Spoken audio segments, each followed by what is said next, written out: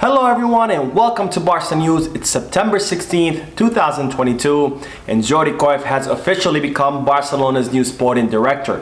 Also, Ansu Fati has been excluded from the Spanish national team, and in an interview, Raphinha has given us an insight into his difficult childhood and his struggle to become a footballing star. We have a lot to discuss, so let's begin. Now I'll begin with the news that Barcelona will be facing off against Elche tomorrow, September the 17th at the Spotify Camp Nou in La Liga's 6th fixture.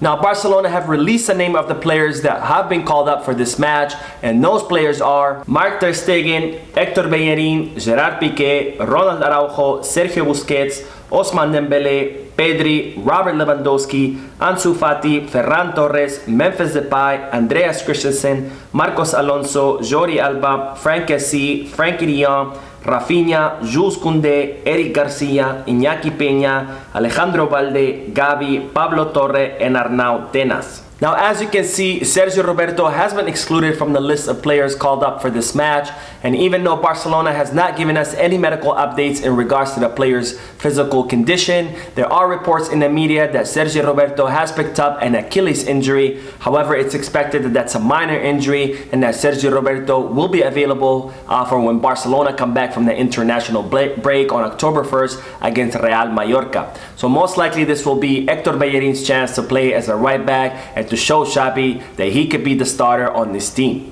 Now Xavi spoke in the press conference ahead of tomorrow's match, and he was asked what he expects out of Elche, and in regards to that, Xavi said, "They made our lives difficult last season.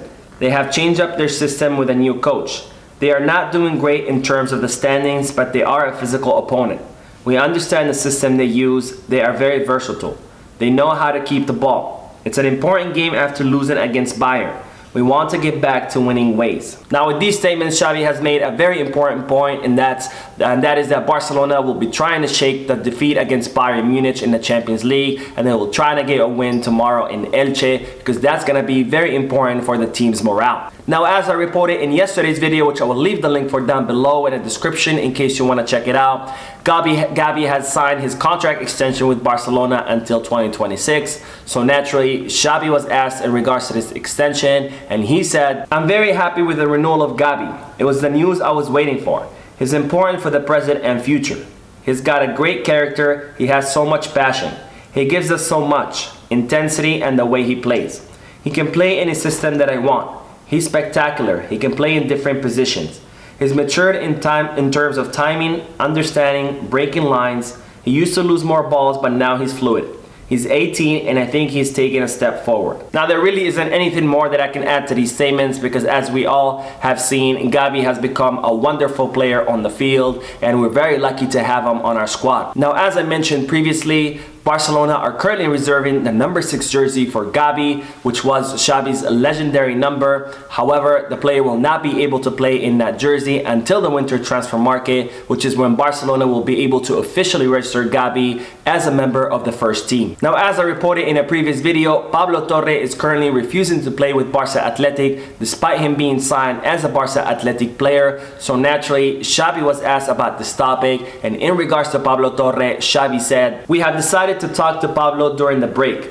We'll decide then if he goes down or stays with us. He is a player who needs minutes. Right now, we don't know." Now, as I mentioned previously, Pablo Torre was signed during the summer transfer market as a Barca Athletic player with the idea that he would feature with the senior team. Now, after spending the entire preseason with the senior team, Xavi and the coaching staff decided that Pablo Torre would train exclusively with the senior team, but he would play all of his matches with Barca Athletic. Now, Pablo Torre is currently refusing to play with Barca Athletic, and he even asked to be loaned back to his former team, Racing de Santander, because he wants to play in the second division with them over playing with Barca Athletic in the third division. Now, this is very problematic because Pablo Torre is very young and he needs to have as many playing minutes as possible, and he's not getting them with Barca Athletic because he's refusing to play with them, nor is he getting them with the senior team because he's not ready yet to be a starter on a senior team. So we're gonna have to see what the club and Xavi decide to do in regards to this young player. Now on to the news that Jordi Cruyff has signed a contract extension with Barcelona, and he has become the new sporting director of the club. Now, Jordi Cruyff is the son of the legendary Johan Cruyff, and he was also a Barcelona player between the years of 1993 until 1996. Now, Jordi Cruyff came back to the club in 2021 when Joan Laporta was elected in an advisory role, and now he has become the new sporting director, which is a role that he had been working in since July of this year. Now, Jordi Cruyff, along with Matteo Alemany, have done a fantastic job in these last two transfer windows, especially during the summer transfer window, where the team have been able to sign 7 new world-class players and have been able to offload several players, including those that Xabi did not count on. Now, Xabi Hernandez was asked in regards to Jordi Cruyff's new role at the club, and he said that he was very happy with this news and that it was a great decision by the club. And he also added that Jordi Cruyff and Matteo Alemany are both doing a fantastic job in their roles. Now, on to the news that Luis Enrique has called up 6 Barcelona players to the Spanish national team as European club football goes on break to allow international squads to get some preparation ahead of the 2022 Qatar World Cup. Now, Luis Enrique has called up Sergio Busquets, Pedri, Gabi, Eric Garcia, Jordi Alba, and Ferran Torres, and he has excluded Ansu Fati from that same squad. Now, this is a very interesting decision by Luis Enrique, who has called up Jordi Alba and Ferran Torres, 2 players who have not had much playing time, but he has excluded Ansu Fati for the same reason. Now, Spain will be facing off against Switzerland and Portugal on September 24th and 27th respectively. Now, on to the news that Raphinha has given a very interesting interview where he's given all of us an insight into the difficulties that he had during his childhood and all the challenges that he faced to becoming a football star. Now, Raphinha recalled that after football trainings, he would stand in the street asking people to buy him food because he couldn't afford to, and that some people would help him, but many people would hurl insults at him. Now, Raphinha also talked about the difficulties of living in the neighborhood of Restinga in Porto Alegre, Brazil, where there's a lot of crime and a lot of drug trafficking, and he said that it was very difficult to stay focused because crime offered much easier and faster ways to make money. And he even recalled that he lost a lot of friends to the drug trafficking games, friends that he considered played 10 times better than him, and that they could have been today playing in big football clubs. Now, Raphinha gave credit to his family and his idols on helping him to stay in school and stay focused on football, and he said that people always talk about magic in football and that he considered this to be the magic in football of staying focused and not deviating and accomplishing your dreams. Now, this goes to show that not only is Raphinha a phenomenal player on the field, but he's also a great human being, where he could have easily just taken up a gun and started drug trafficking or committing crime, but instead he remained tenacious and remained focused and accomplished his dreams.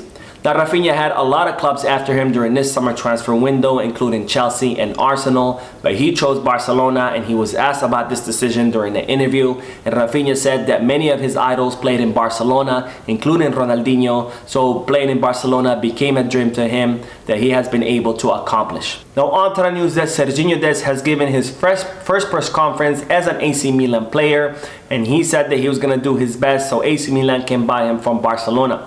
Now, Sergio Dest said that he was going to give his 100% and he was going to do his best, and at the end of the season he was going to see whether the club wanted him or not. Now, Sergio Dest also added that he was very happy to be at AC Milan and that he considered Pioli's game to be a very good one, and it's going to allow him to develop the best way possible. Now, Sergio Dest also said that this season is an opportunity for him to contribute to the team and to develop his offensive and attacking characteristics. Now, Dest is currently on loan in AC Milan after Xabi decided that he wouldn't count on him because of his inconsistent performance, and I really hope that Dest can get as much playing time as possible at AC Milan so he can continue his growth and development and become the star that we all know he can become. And also, it would be beneficial for Barcelona because it would convince AC Milan to pay the 20 million euros to the club. Now, we will end today's video with the news that Pep Guardiola was very happy with Barcelona's performance against Bayern Munich, as revealed by his friend Manuel Stierte. Now, Manuel Stierte, who also happens to form part of the technical staff at Manchester City, said Guardiola liked Barca a lot in Munich. We saw it together with a mutual friend, Joan Pazzi. I am no longer talking about the penalty, which was very clear, of the chances in the first half, which was 2-0. That's how they presented themselves on that pitch. I know that field and we know that it's difficult. How did the game start? How did they take it? Then we all know that the Champions League is this. You can dominate everything you want, and then an episode comes a strategic goal. Now, Pep Guardiola seems to be one more person who agrees with all of us that Barcelona have improved tremendously and that they were able to compete against Bayern Munich and that they dominated throughout that match. They played better, they created more chances, but unfortunately, luck was not on our sides and the ball could not find the back of the net. And Bayern Munich were able to score 2 goals in a span of 4 minutes where the team lost its concentration. But hopefully the team will be able to bounce back from this defeat and will be able to defeat Bayern Munich at the Spotify Camp Nou the next time we face off against them in the Champions League. So that is it for today. I hope you enjoyed the video. If you did, please give me a like. Also, I'd like to invite all of you to please leave a comment down below, giving me all your thoughts and opinions about all the news that I share with you. And finally, I would like to invite all of you to please subscribe to the channel so you can stay current on all the latest news in regards to our beloved club, FC Barcelona. Thank you for watching, and we'll see you in the next video. And as always, Visca Barça.